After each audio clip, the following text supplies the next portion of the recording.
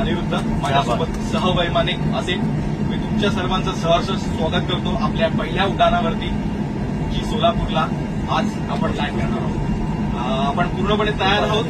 एक वातावरणामध्ये थोडासा बिघाड असल्यामुळे आपल्याला कदाचित एक 15 ते 20 मिनिटांचा अवधी अजून लागणार आहे आणि आपण लवकरच आपल्या प्रवासाला सुरुवात करू.